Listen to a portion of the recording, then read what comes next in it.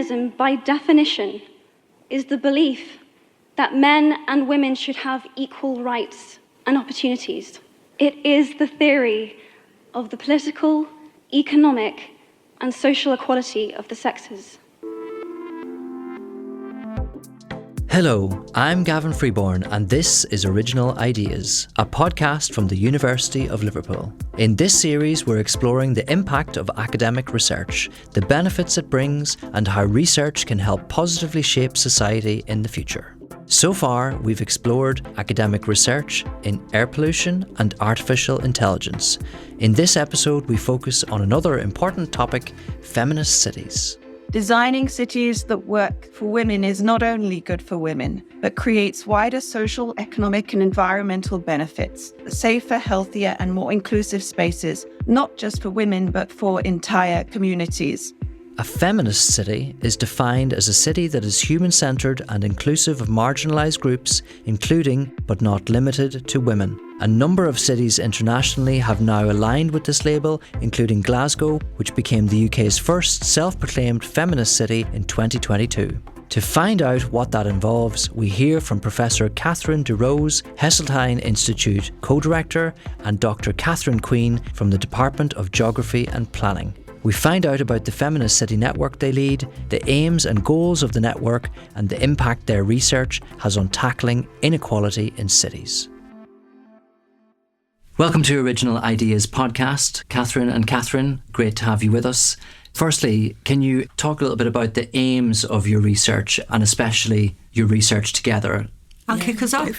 So I joined the University of Liverpool about 18 months ago, and in my role at the Heseltine, that's a cross-institutional research institute, I was interested in finding ways to build networks that were interdisciplinary and that were tackling some of the kind of vital challenges that cities face.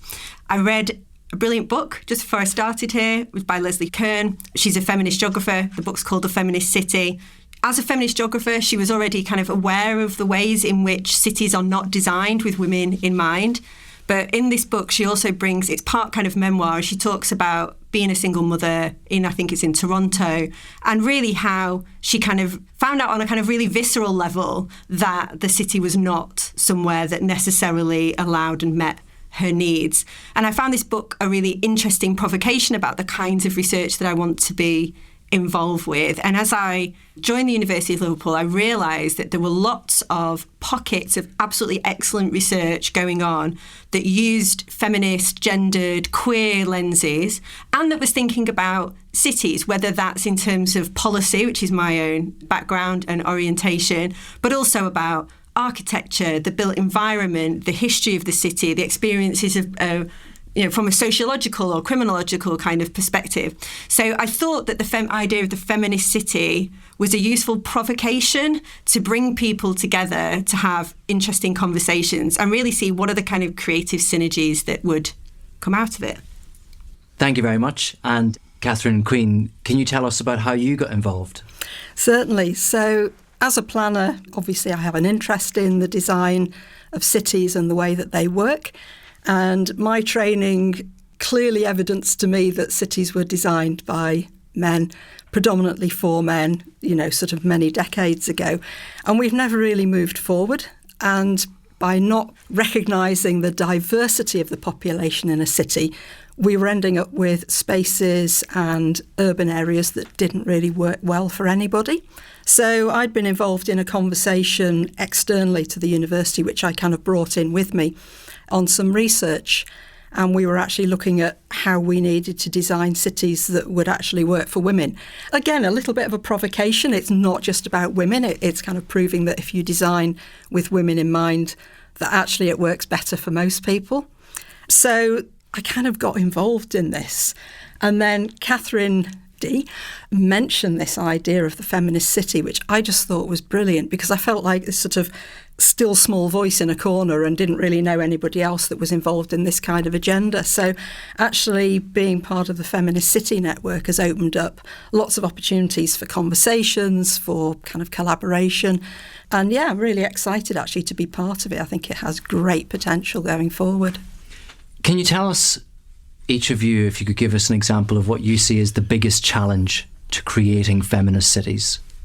So if we think of cities in some ways as places of opportunity or places of liberation, people might think there's greater cultural diversity, there's perhaps more employment opportunities, but we still see that cities are really places where interlocking inequalities perhaps most sharply can be manifested. But I think this issue that Catherine raised around sort of path dependency, so cities in the way that we think about urban planning or urban design have been designed by men, for men, and that has profound implications. So if we think about like the way in which transport infrastructures are traditionally designed is about getting a assumed to be male commuter from a suburban point to the centre of the city. Whereas if you think about, for example, Leslie Kern being a single mother in Toronto, she might be on the way home from work having to pick up her child from daycare, do an errand, go to the post office, pop in and do some grocery shopping. And the public transport system is just simply not designed with somebody who lives that way in mind. So there are these really deeply entrenched path dependencies about decisions that don't seem necessarily overtly to be gendered until you bring these kind of critical lenses in them. And so I think part of the idea of the Feminist City Network is to engage critically about cities in the past, cities now, and then how cities can be different in the future. The challenge is in overcoming that entrenched and assumed common sense of how things are done in the present moment. Brilliant. Thank you, Catherine D, if it's okay to say Catherine D. Yeah. So Catherine Q, please tell us about what you see as the biggest challenge. Catherine Q sounds way cooler, doesn't it? I'll take that. I have to agree with Catherine, obviously. My experience has been that actually making cities inclusive and also raising the whole topic is actually problematic in itself, because there seems to be a lack of awareness, really, that this problem exists. People just seem to kind of plod along, coping with things that don't really work very well. And when you start talking about the concept of a feminist city, I've actually had some people be quite sort of aggressive and quite anti the idea. And I think it's because they're not seeing it as a feminist research approach. And it quite often comes from women and, refusing to kind of engage with the concept. But as soon as you start having that conversation and saying to them, how does your life work? What do you have to do in the morning? Do you have to go to nursery? Do you have an elderly parent to look after? Do you have to get to work? Do you manage to get part? All these practical issues, just little things that come together to make the start of their day quite problematic. And when you start talking to them in those terms, it becomes clearer what it is we're actually looking at. So, I think a lot of it is very much about awareness, explaining what it is that we're interested in, and also getting across the message that actually we can do so much better. We've got some fabulous researchers in the university and some really great conversations that are starting to come off the back of this. I'm learning things from other people that I'd never thought about. But it's a real challenge to then try and communicate that from a university environment to an external environment and find a way of expressing kind of what we do and what we can do. I think that the point about the label of the feminist city, I find that a useful critical provocation. So it's interesting that you've kind of had that response to it. But actually what you talked about then is, really you can anchor this in people's real lived experiences of being in the city, whether it's about, the example that I gave of the commuter, but it could equally be about, women's experiences of walking home with your keys between your fingers in fear of whether you're able to be out at night and be safe. So I think when you anchor it in people's lived experiences, then it becomes something that's perhaps more real and tangible. But of course, that's obviously like a key feminist principle, is to centre people's lived experiences. This is kind of where I come in. I think very much about the application and the transferability of what we do. So I'm actually thinking about, how do we turn this into practice? How do we actually make it relatable, and how do we actually start to address some of the problems? So it's really quite nice. I think we're quite complementary. Everybody within the network is really complementary, because we've all kind of working towards the same aim, really. Perfect. And obviously, in order to make these things happen, we have Glasgow being the UK's first feminist city. And obviously, in order to do that, they've had to have key partners. Could you tell us about some of your key partners, please? Well, I think I'm glad that you brought up the Glasgow example, which is the first city in the UK to proclaim itself as a feminist city. And that's followed other European cities, Prague, Vienna, Barcelona. And these kinds of labels that are adopted by cities are not necessarily new things. So, the child-friendly city, the age-friendly city. But the network at the moment is at a relatively nascent stage. So we've had a series of networking conversations. There are some really interesting collaborations that are beginning to come out of it, shared PhDs, externally funded research applications. But I think the next key stage that we're hoping to enact in the coming months is to think about what are the external partners that we can work with in order, as you say, to affect and to kind of realise change. And maybe you want to talk about the work that you've done previously with Arup. Yeah, I came to the university obviously with a little black book of names and contacts and whatever. And I really wanted to emphasise these links between academia and practice. It was very important to me to still kind of have an impact. I previously worked at Arup and maintained those connections. And I actually started doing some work with them. It came out of a conversation, a lady called Kim Cooper, who was particularly struck by the stories that we were seeing in the news that particular year. We'd just seen the murder of Sarah Everard. We'd seen something like 70 women lose their lives that year.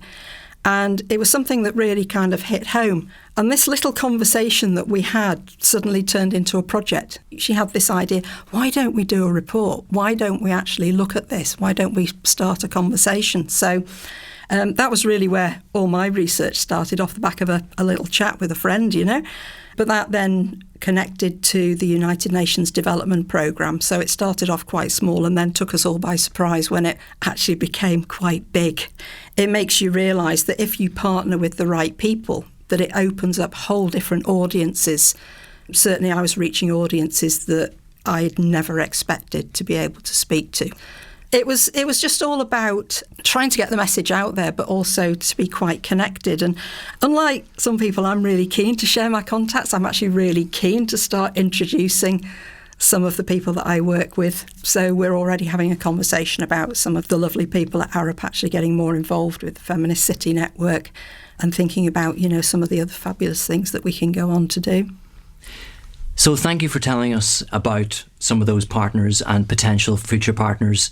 What are your future goals? Obviously at the university here, there's quite a lot of work around policy engagement, which your role, of course, is directly related to that in the Heseltine Institute, Catherine Durose. Mm-hmm. So the Heseltine Institute, which I'm the co-director of, one of our core areas of research focus is about the future of cities. And we also have a role as a kind of convener and broker of conversations. And I was interested to do this in a way that felt like a provocation. That was the purpose behind the Feminist City idea. So I think in terms of future goals, it is about continuing to grow this conversation. So you'll be able to see on our webpage, which is part of the Heseltine Institute website, that the network already reaches across 3 faculties, really across a really diverse range of disciplines, from politics, geography and planning, the people in the room who are here today, also history, music, English, architecture, psychology, organisational studies, population health. And the idea that people across all those disciplines have been provoked and are engaged by this idea, I think really gives us really great opportunity to think, what are some of the creative synergies that come out of having those kinds of conversation, and how can we leverage and apply that expertise to think differently? And some of it is that practical application, but some of it is also about thinking in a different way, in a way that's unencumbered by where we are at the moment, in almost a kind of more utopian sense, to answer those big questions about what does it mean to live justly in an urban world. And that's, I suppose, the calling card for the network and where I want to go in the future. I was thinking about, where we might go with this and what it might become. And I'm like you, I'm really excited about this whole idea of cross-disciplinary, cross-faculty partnerships, collaborations, and exploring sort of new opportunities. I think it's the potential, really. So I'm quite excited to see what publications come out of the network, and also we've got PhD opportunities starting to emerge as well. And then once we've developed this kind of really nice community of practice, I think it would be really interesting just to see where we can take that and how we can engage and be a little bit more outward looking as well. So I think we'll have to see where that goes. But I'm quite excited about it.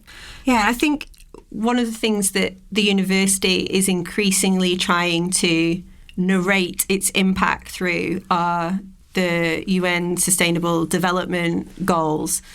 And I think the Feminist City has that's a very good way to help tell that story. So, it is about achieving gender equality, about empowering women and girls. It's thinking about inequalities more broadly between whether it's urban and rural places or across different cities, and also thinking about how do we develop cities that are for everybody, that are inclusive, that are safe, that are sustainable. So I think there's lots of connections that you can make to work that's going on in the university, but also how do you tell a powerful story that connects, not just nationally, but internationally.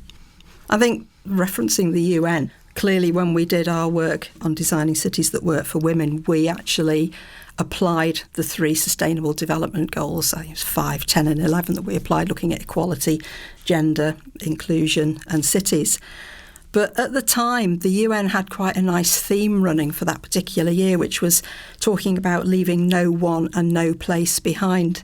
And I thought that really kind of encapsulated this whole idea. It was, being inclusive of everyone and every place. So by going global with the project, we were able to think about the global south as well as, cities in the global north. And I think this is probably where a lot of us have a particular interest and a particular passion. And this idea of making sure that we hear all these voices and that we don't leave people behind. 100%. And, as a man who has a mother and a sister and a girlfriend, safer cities are really important. Thank you very much to both of you for everything that you've done so far with this work and bringing the network together. And we look forward to seeing you continue this work and inform policymakers as well in central government and local governments to make cities a better place for everyone. Thank you. Thank you. That was Professor Catherine Durose and Dr. Catherine Queen from the University of Liverpool. Really interesting to hear about their work with the Liverpool Feminist City Network. It demonstrates how research is shaping the planning and development of cities to become more gender inclusive and how that can benefit society in the future. In the next part of this episode, we're going to meet 2 early career researchers who also focus on inequality in our cities. Dr. Emma Spruce from the School of Histories, Languages and Cultures and Dr. Shreyashi Dasgupta from the Department of Geography and Planning. Their research includes looking at the dynamics of urban inequality in the UK and globally. Let's meet them and find out about their work.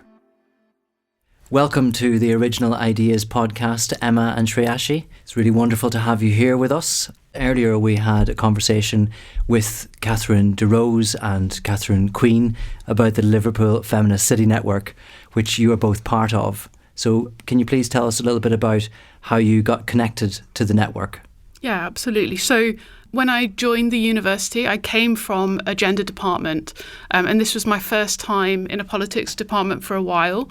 And I was worried that I would lose some of that richness that comes from interdisciplinary research. And so I did some reaching out to other people that did research around gender and sexuality in the university. And as part of that, came into contact with Catherine Durose, who was setting up the Feminist City Research Network.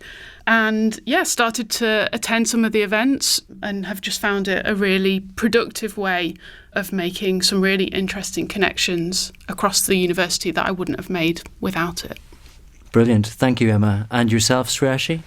Yes, so I read about the Feminist City Network on the university's website first. I came across some of the events they were organizing. I learned about Catherine Queen's work, of course, and I've read a lot about Catherine D's research as well. overall, I was just interested in the provocations that they made while forming this network. The descriptions quite resonated with the kind of work that I do.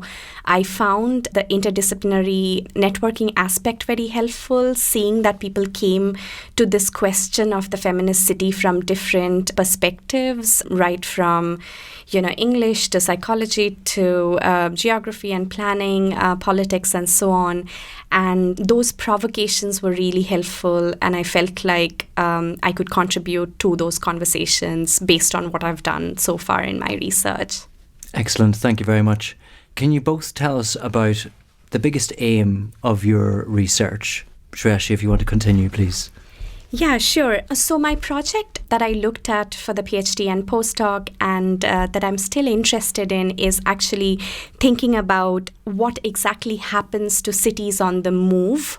We are talking about cities that are quite dynamic in nature. I'm specifically thinking about cities in the global south where a lot of movement is happening for people going in different directions in terms of jobs, livelihood, housing, infrastructural reasons, and so on. So in my work, I'm kind of looking at housing specifically, and I look at where are people being accommodated in cities today, how are those accommodations built and governed, and how are those new spaces changing what cities are and what it'll become in the future. And that's the kind of main focus of my work, which I think comparatively, which I find it a helpful methodology to think about multiple cities from these perspectives. Excellent, very insightful. And yourself, Emma? So I suppose the thing that I've found really stimulating in terms of my own research is thinking about how to empirically flesh out an understanding of the right to the city. So the right to the city is a kind of phrase that has become more and more popular over the last decade or so, although it has a much longer history. And so we have a sense of the right to the city as meaning something slightly intangible about having a right to benefit from the riches of the city, but also a right to affect the way that the city develops. And what we see, unsurprisingly, is that not everybody has equal access to the city. Not everybody is able to enact the right to the city. And so my research has thought in various ways about how LGBTQ people specifically are kind of marginalised populations when we think about the right to the city. I thought about that in terms of sexuality and gentrification for my PhD research.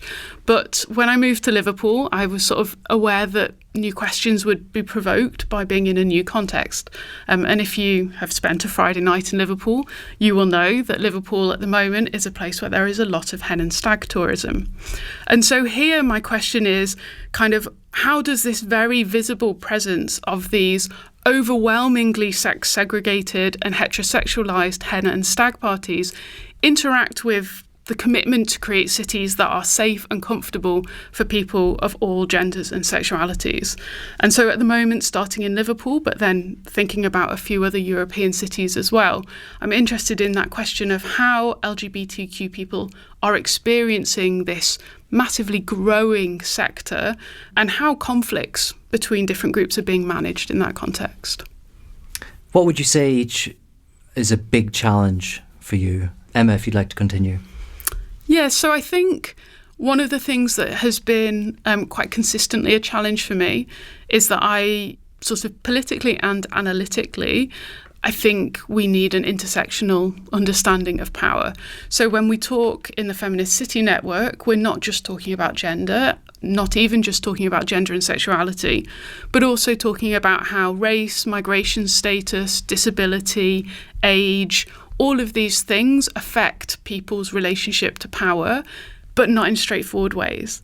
And so an intersectional analysis is really difficult. It doesn't make a nice soundbite, and it's also difficult to capture what it means in terms of policy development. So holding on to the complexity of intersectionality is something that I think is the biggest challenge in terms of producing good, granular, detailed research. Excellent. And yourself, Shreyashi, your biggest challenge? Yeah, I think one of the challenge that I find in my work, but also relating to what Emma said, is this challenge of thinking and writing about the city that's not fully complete.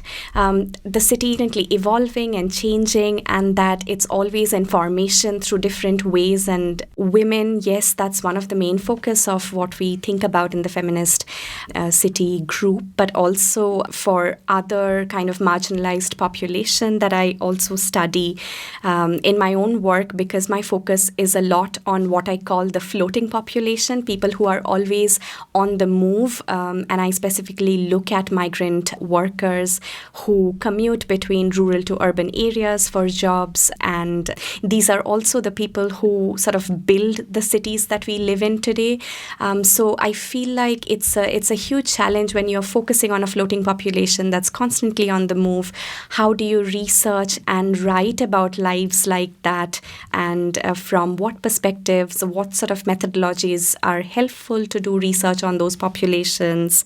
And, how do we research a space that is still unfinished and a space that is constantly in the making? Excellent. Thank you very much, Shreyashi. So, lastly, what would you say the main hope is from your research going forward, especially if you can think forward to that time in the future when you do get some research leave and you get a little break from your teaching and you can really focus 100% on your research topic? How would you like to affect change? Might this be policy engagement with government in the various areas that you're studying? Yes, it helps me dream and hope what's coming. And I am thinking, and I've actually started also working with school teachers, thinking about incorporating some of my field experiences and research into school curriculums. So I've already been in conversations with geography teachers, looking at course curriculums where topics on housing, migration, and space could be broadly taught. I have also been working on a script to do some audiovisual animation where topics like this could be taught using resource materials like audiovisual mediums and so on. So I want to think about the impact of my work more broadly outside the academic realm and try and see how I can bring in different audiences into this conversation more broadly. I have started already doing it, and I want to see this build into more concrete sort of outputs in the months to come. Yeah, I think that for a lot of us in academia now, we're very conscious that we have the opportunity to affect things like policies and governance. And I think for me, a really important part of being a researcher has always been about amplifying voices that don't normally get recognised as knowledge, right? So when we were talking about teaching a little bit earlier, afterwards I was thinking one of the things that's amazing about teaching is I get to hear what my students think and where they're afraid of going in the city, what they do to manage their sense of safety on a night out, those kinds of things. And actually working as a conduit to amplify their voices is part of what feels like a real priority for me in terms of impact. A lot of the time I think we know what makes people feel safe, but actually that's not empirically proven, it's not data driven, or it has complicated effects on people. Things like increasing lighting isn't a straightforward win for everybody. And so actually I think what academia can bring to policy making is that slower, more critical lens that stops us from just doing the same old things over and over again, even though they didn't work the first time. So I think that's what impact I would like us to have, is to pause, think critically, and reevaluate what differences we can make to make cities more just and more accessible for everybody. I think it's trying to see the full picture, really, and collect a lot of data and really remedy all of the issues across the city in terms of creating a safer space for everyone and a city that works well for everyone, not just from a safe perspective. Yeah, exactly. Well, thank you both for coming in to speak with us. It's been really wonderful to meet you, and we look forward to seeing how your research goes and your research careers. So good luck to you both, and thank you very much. Thank you. Thank you. You've been listening to Original Ideas, And that brings us to the end of this episode. Thank you so much to Dr. Emma Spruce and Dr. Shreyashi Dasgupta and our guests at the start of the episode, Professor Catherine Durose and Dr. Catherine Queen. Feminist cities is an important topic, and it's been really interesting to hear about the research that's taking place to develop the cities of the future and how they can be more inclusive. You can find out more about the Liverpool Feminist City Network at liverpool.ac.uk/research, where you can also sign up to our monthly research newsletter, which includes updates on events, opportunities to work with us, and much more. Follow and rate the Original Ideas podcast so that you can get the latest episodes as soon as they're released. Thanks for listening. Talk to you again soon.